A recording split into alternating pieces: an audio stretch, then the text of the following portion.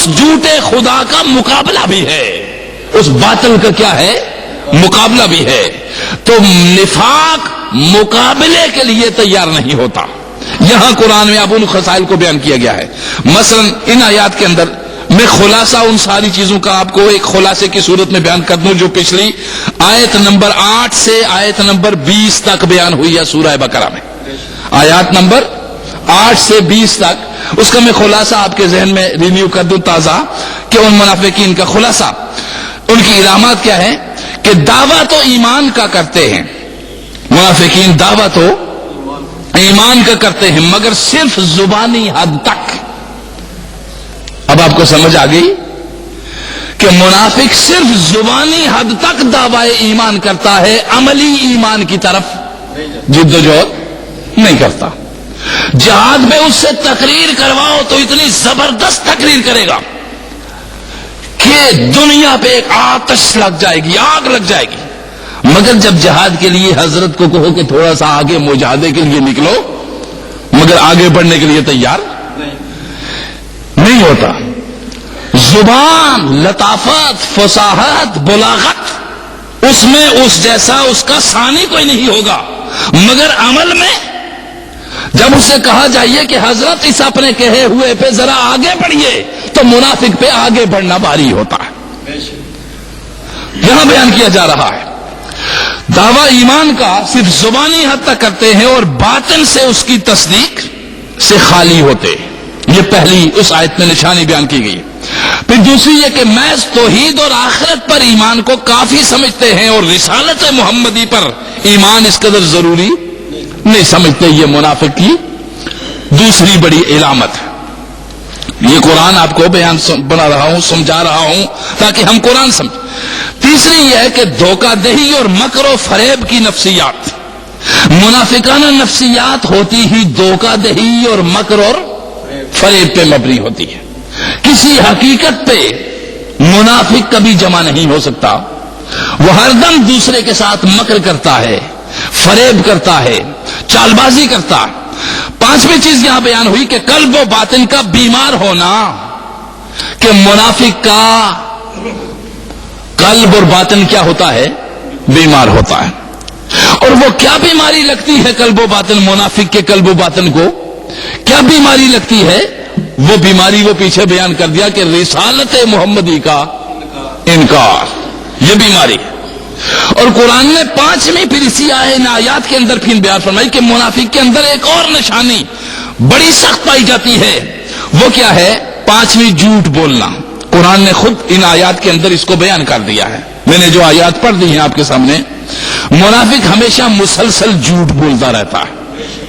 اور میرے رسول اکرم صلی اللہ علیہ وسلم نے بھی ارشاد فرمایا من کن فیہ ثلاث کان منافقا خالصا۔ رسول اکرم نے ارشاد فرمایا کہ جس کے اندر یہ تین علامات پائی جائیں، اب جب میں یہ بات بیان کر رہا ہوں تو اس میں اس سے ممبر کو مستثنا نہیں کر رہا، میری بات اور میری گفتگو کا مخاطب ہم سب ہیں بشمول میرے، ہم سب، میں اپنی گفتگو کا خود بھی مخاطب، آپ بھی اس گفتگو کے مخاطب، کسی کو اس سے نکال کے بات نہیں کر رہے، اس لیے کہ ہم سب خدا کے بندے ہیں۔ ہم سب کیا ہیں؟ خدا کے بندے۔ اب ہمیں بیان کیا جا رہا ہے کہ منافق کے قلب و باطن بیمار ہوتے ہیں، اور پھر منافق ہمیشہ جھوٹ کی طرف راغب ہوتا ہے، جھوٹ بولتا ہے۔ اب اندازہ لگائیے نا، قرآن نے ان تین چیزوں کو بیان کیا، ایمان باللہ، اللہ پر ایمان، یعنی ایمان، کفر و نفاق، مومن کے لیے بیان فرمائی پچھلی 5 چیزیں آیات کے اندر، وہ آپ کے سامنے بیان کر چکا ہوں بڑی تفصیل کے ساتھ۔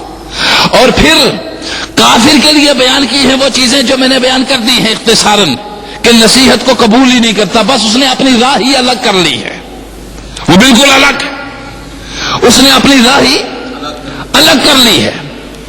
اور منافق کے لیے بیان کیا جا رہا ہے کہ وہ کفر میں بھی نفاق ہے اور ایمان میں بھی، یعنی منافقت ایک ایسی خصلت ہے جو چرچ میں بھی ہے اور مسجد میں بھی ہے، گردوارے میں بھی ہے اور مندر میں بھی ہے، یعنی نفاق۔ اس کو بیان کیا کہ کیا ہوتا ہے کہ وہ قلب و باطن کا بیمار ہو جانا، اور قلب و باطن کی بیماری انکار رسالت ہے، اور پھر بیان فرمایا کہ منافق کی علامات دوسری بیان فرمائی کہ جھوٹ بولنا کثرت کے ساتھ، ہر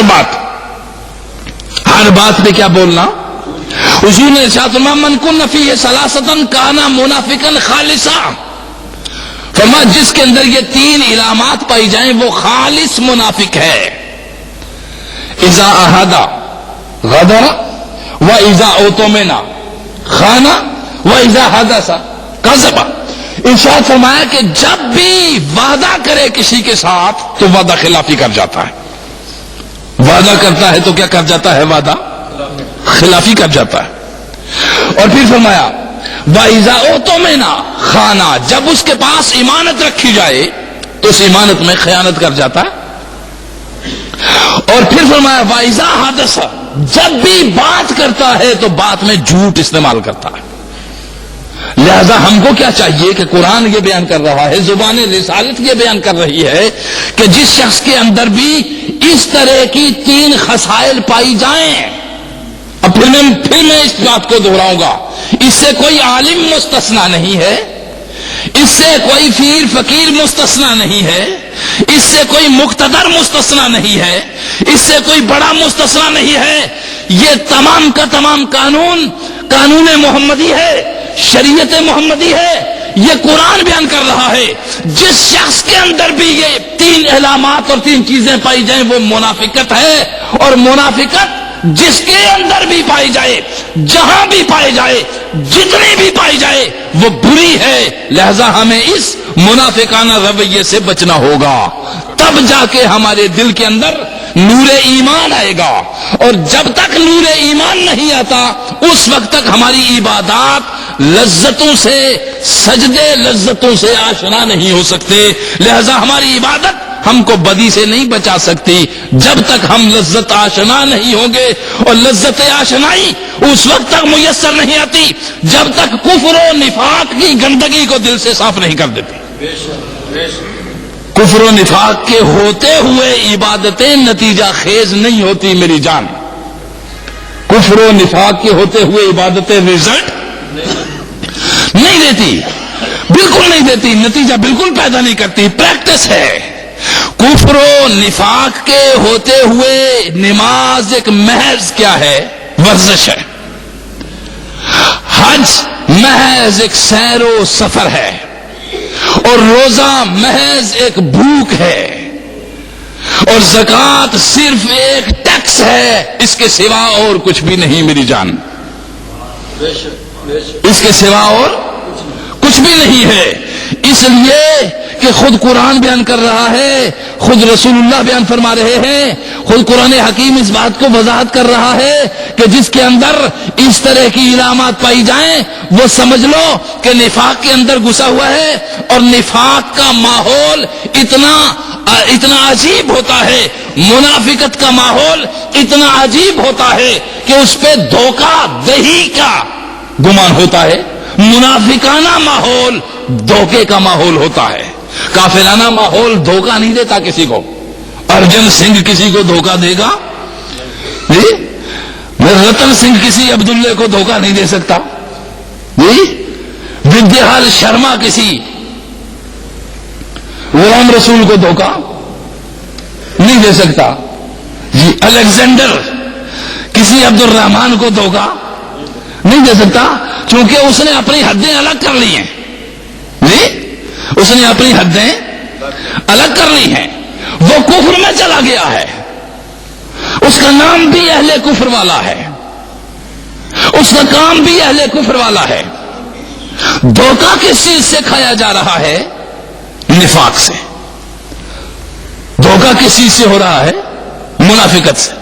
وہی شکل و صورت اور وہی بالکل وہی شکل و صورت بنا کے ایک ممبر پہ بیٹھ گیا ایک، این وہی قرآن وہی بھی پڑھ رہا ہے جو دوسرے ممبر پہ ہے، این وہی پریکٹس وہ بھی دہرا رہا ہے جو ایک گدی پہ ہے، این وہی پریکٹس وہ بھی دہرا رہا ہے جو دوسری پہ ہے، این وہی سب کچھ ہو رہا ہے مگر ایک کو دوسرے سے جدا کیا جا رہا ہے.